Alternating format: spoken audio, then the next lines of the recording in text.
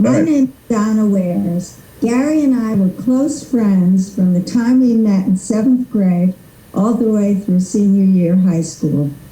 Upon graduation, Gary captured my feelings for our friendship when he wrote in my yearbook, "It's really tough to say goodbye after all these years. It seems that all of my high school memories have you as an important part." The yearbook notes that Gary was voted to the Senior Hall of Fame as most all around, and indeed he was. He was the vice president of the Senior Class Council, a member of the National Honor Society. He played baseball, basketball, football, and was a master at bridge. Gary is such an admirable human being. He has wonderful qualities. We all know of his intelligence, his dedication to others, and his love of family.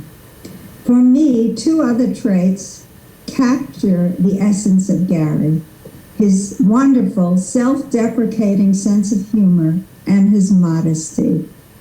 I will cite one example. In our yearbook, we were each asked to state our goal in life. People wrote lawyer, doctor, engineer, get a job, get married. But Gary wrote to meet Willie, referring to his hero, the New York Giants player Willie Mays. I'm not sure that he ever reached that goal. However, I understand that he accomplished some other small things, like becoming a world-renowned expert on autism. Since graduation, Gary and I have seen each other at class reunions, and I have kept up with his fortunes through conversations with classmates and mutual friends who have shared life's journeys with him. As a brief summary of life after our West Hempstead days, I turn to a memo that Gary wrote for our 35th class reunion. These are Gary's words. "I have come to love North Carolina and the life we have here, but I would not have grown up anywhere else in the world except West Hempstead. And I want to thank all of you for your friendship, support, and the invaluable lessons you taught me. Considering what a jerk I was back in those days, I also appreciate that none of you held it against me. Since leaving West Hempstead High School, I have learned it is easier to write popular books on autism than to get a B in high school English. Easier to run a marathon than to win a pickup basketball or baseball game at Chestnut Street School. Easier to become a widely recognized authority than to beat any of you at bridge. And easier to win the respect and esteem of undergraduate and graduate women than to impress a single high school co-ed. I cannot wait to see all of you. Well, Gary, here stands one high school co-ed that you have thoroughly impressed." Hi, Gary. I'm thinking of you and remembering the brief but very important time that we spent together when we were young. You were such a great role model and influence in my life, and I want to thank you so much for that. And also, I hope you're well, and I want to send you love. I was lucky to have a close friendship with Gary at the end of high school and for a few years after. Aside from being smart, funny, very popular, a great student, and a great athlete, Gary was very kind and very humble. And he was not about being a star, even though he was voted the most all around in our senior class. I believe that Gary is one of the wise. He knew how to turn another person's flaws into something lovable with humor and never a trace of malice. He made me feel very understood at an important time in my life, and lately I've come to realize the influence and inspiration he was. It all started when he invited me to the senior prom, And he had no clue that I was really interested in him and more than a friend. So I had to take matters into my own hands. And a few days after the prom, I called him and asked if I had left my wallet in his car. But I quickly confessed that that was just a ploy to talk to him. And we had a good laugh. And a few days later, Gary called and said he found my wallet. And that was Gary. I had the biggest and unrequited crush on Gary Mezabov for all the years in high school. I was a cheerleader, and we had cheers where we called out the names of individual players. And Gary was quite the athlete, and I always picked his name. I was sure that I was wearing my heart on the sleeve. I was sure that everybody knew that I was mad for Gary. And when we had our reunion, I can't remember now, it was the 50th or 55th. We had a reunion in Florida several years ago, and I was finally old enough and bold enough to say to Gary, you know, I had the biggest crush on you. And he was like, no way. And that was so typical of Gary, who was extremely modest. To me, it would have been hard to think that he wasn't aware and that everybody around us wasn't aware of this incredible crush. He wasn't much of a dancer, and we would often be at parties and along the sidelines, and we would just be talking and laughing and joking, and like, oh, that would make my evening for me. So that's what I think of, and I really remember not only his incredible sense of humor and humility, but just his general kindness. The fact that he did what he did in his career makes perfect sense to me. It's of a piece of who Gary is. And boy, I am, Gary, sending you this message with much love and admiration. You know, it's really interesting to me, you know, that as an adult, Gary was, you could predict. It was not surprising I guess let me put it this way. It was not surprising to me that he did and accomplished what he did and accomplished, because that was just who he was.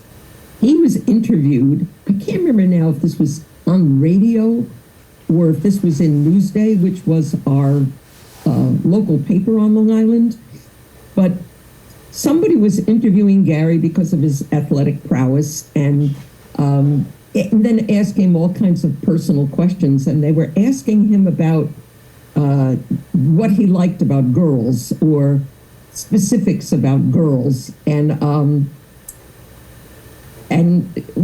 part of Gary's response, it still cracks me up to this day, was his statement that, you know, I don't like painted women. I think this had to do with makeup.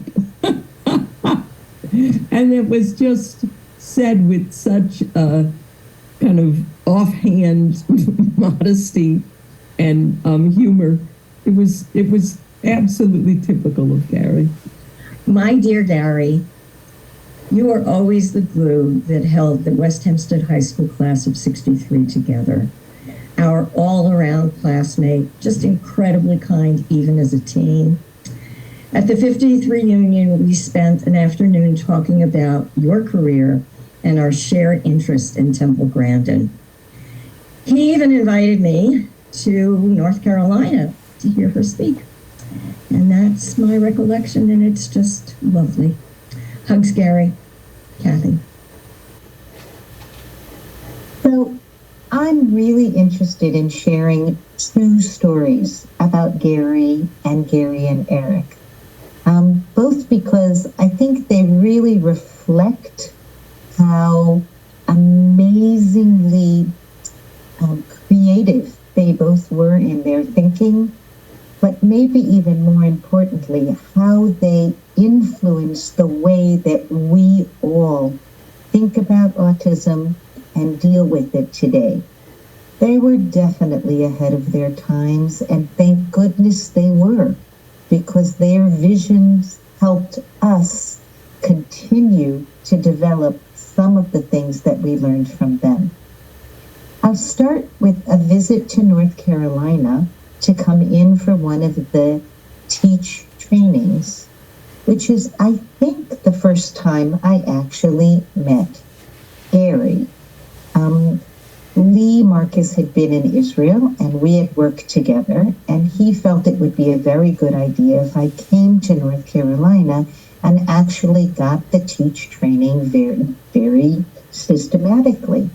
So I came and Lee introduced me to Gary, and we just really set it on. It was a beautiful relationship. I can't say more than that. But at one point, Gary started talking about the culture of autism, which was something that I didn't really know what it meant.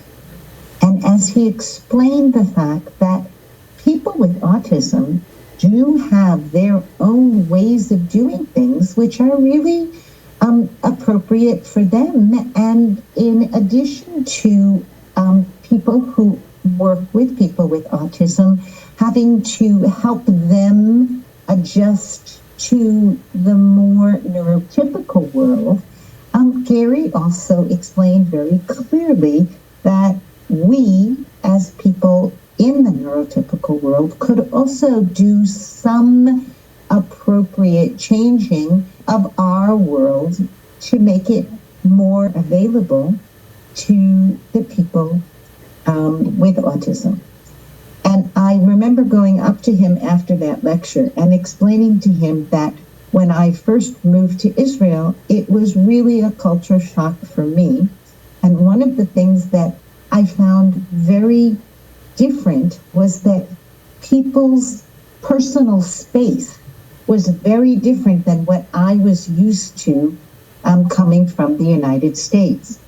And I used to bump into people on the street. And Gary thought that was an absolute riot, and he actually used that example later in some of his discussions about the culture of autism. And he said, you know, even people who don't have autism don't follow the same rules. And so that people can bump into each other. And he said that he used that as an analogy for the fact that sometimes people with autism just bumped into people without autism because they weren't following the same personal spaces, understanding of what people need.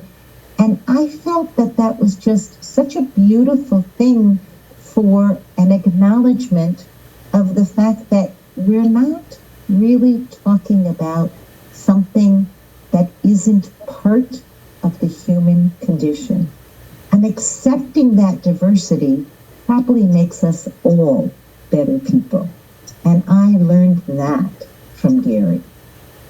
The second story that I want to share is a story of when I came a different trip to North Carolina, and Lee and Gary and I went to have dinner with Eric in his beautiful home in the woods.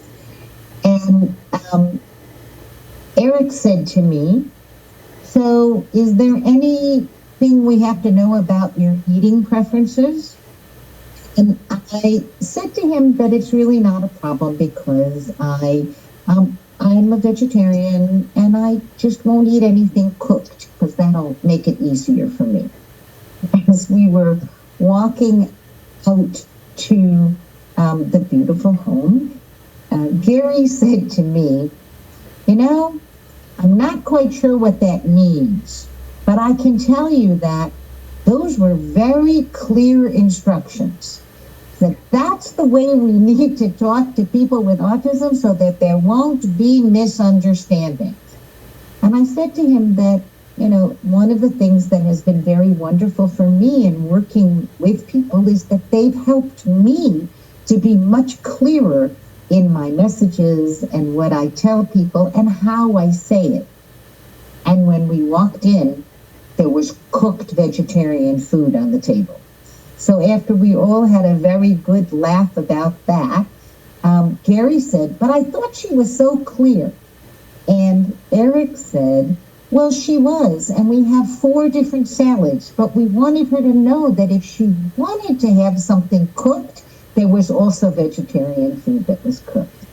And once again, a wonderful message of being accepting of everyone's differences and understanding that when one works with people with autism, one does not just help them, but that we all become better people for having had contact with people who make us even better than we could be without that meeting. And it was a real, real pleasure to be able to learn and grow and have a good time, both with Gary and Lee and Eric, mostly with Teach. Thank you.